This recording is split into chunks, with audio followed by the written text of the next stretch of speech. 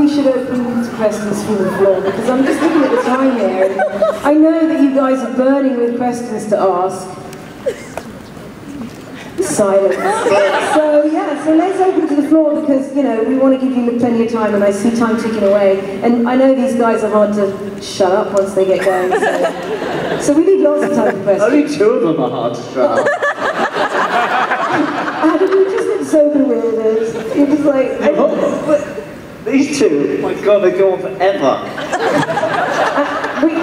Adam thought this was going to be inside the actor's studio this morning, and then it all went... prepared. I've got notes. Meisner technique. Yeah, it was, you know... Oh yeah, Meisner. Alright, questions.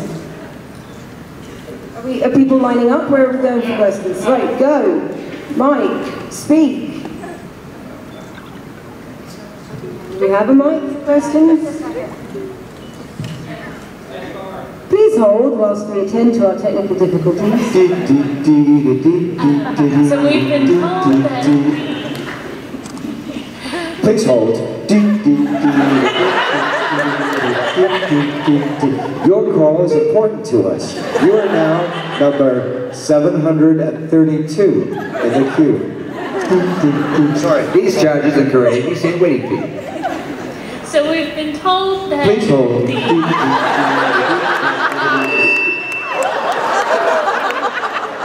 What you do now is push 0 lots of times, or just swear very loudly into the headset. You immediately get to customer service.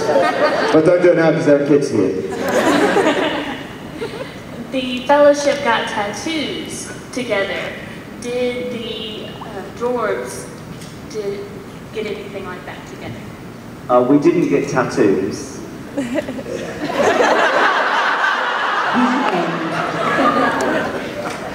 Let's go back to that music. we got rings. Piercings? Sorry? Is it piercings? Piercings.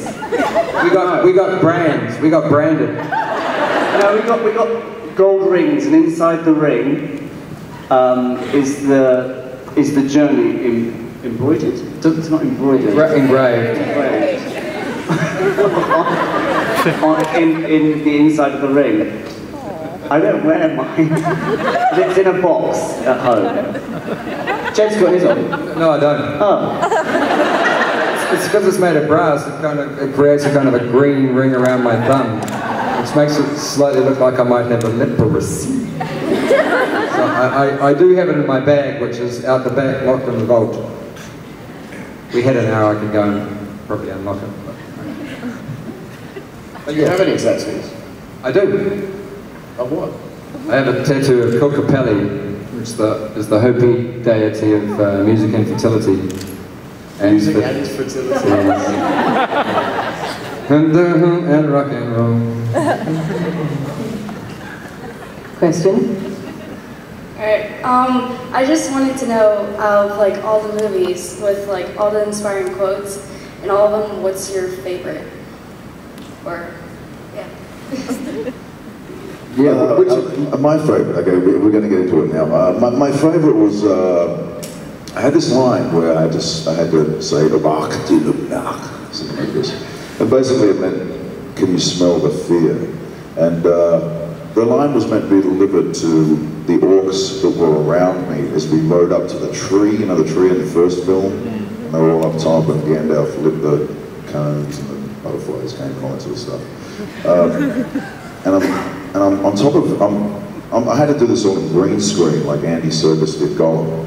So I'm on top of this, basically this pommel horse. And I didn't even really know what it was when I came to the studio when somebody said, that's a giant wolf that you're going to be on top of. And so I'm on this thing, and really it's just like about this big.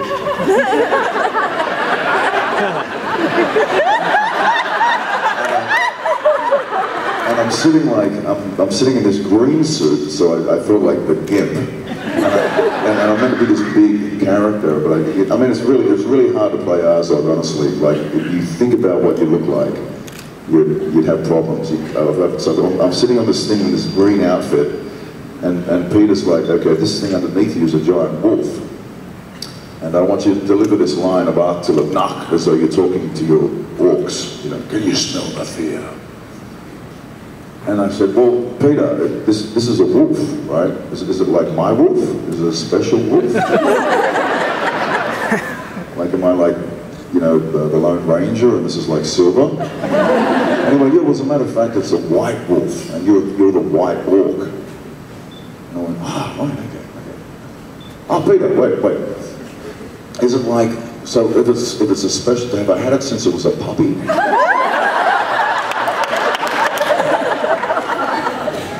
He's like, well, whatever, you know. And I said, well, Pete, wait, just honestly, because I'm sitting on it and it's just nothing, right? But maybe it's something, maybe there's something more special to my, can I have a relationship with my ward? And he's like, and he came back, you know, Peter, he's got bare feet and he sort of walked in and you know, what? And I said, look, honestly, like, please, like, instead of delivering the line off to all the orcs that are around me, like, I'm going to feed my wolf, aren't I?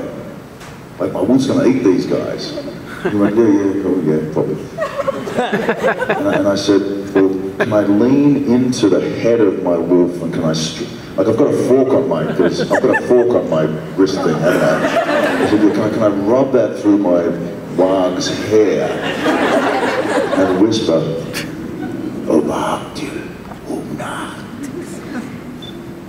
and suddenly you went, yeah, do that. And there was no head, there was nothing here. And we just pretended to do it like it was this easy, this is a big incident, oh, the head's going to be right out here. So I did that, and if you watch the first film, that's what I do, but nothing was there. And I just went, yeah, that was my favourite line, because it took all that to do it.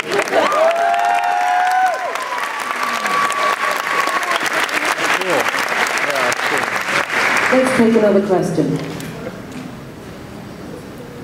Good morning. Good morning.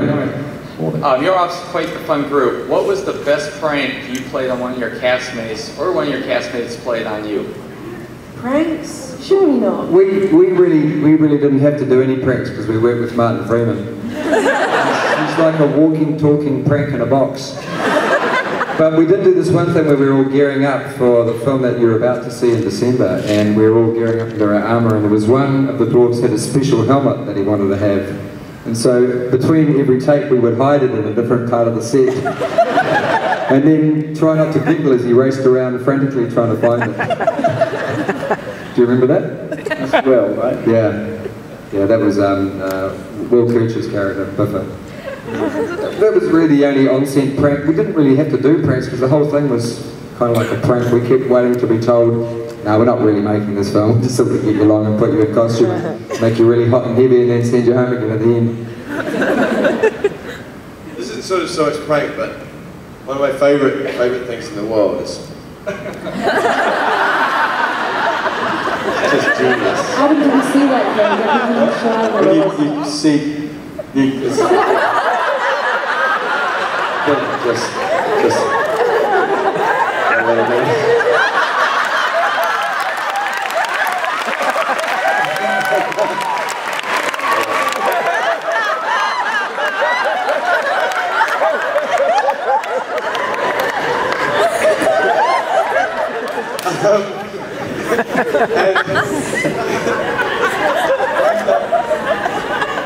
there's a sort of number of moments where this, huge giant men in giant rubber suits being big tough orcs, and between takes it's like sweat and steam and filth runs out of it.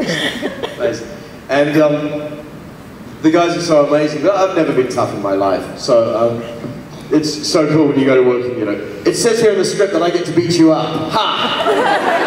So I'm really tough. But it amused me endlessly, just through the hell and Helm's Deep and all that sort of, guys come up, Sala would peel off something, someone would just walk up and go, oh, you got... and they just kept falling for it over and over. Years passed and they still, you did that, you genuinely looked out, didn't you? You really are as stupid as I thought you were.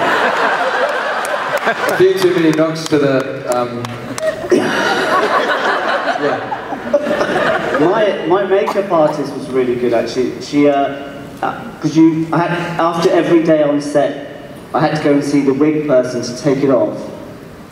Take off the wig really carefully, and it was always really sticky after. So you look like a little baby walking around with this bald cap on.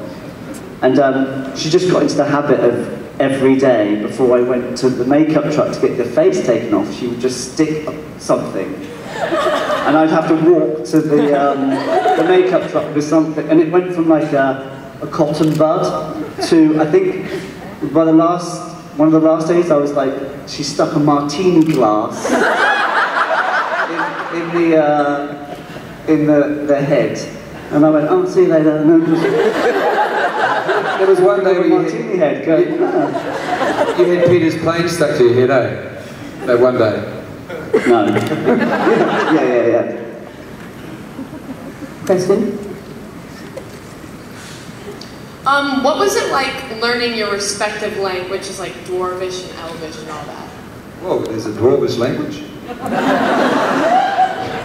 It was actually really hard. We had to go as our family units to do Dwarf dialect coaching, and it was, we didn't think we'd ever get to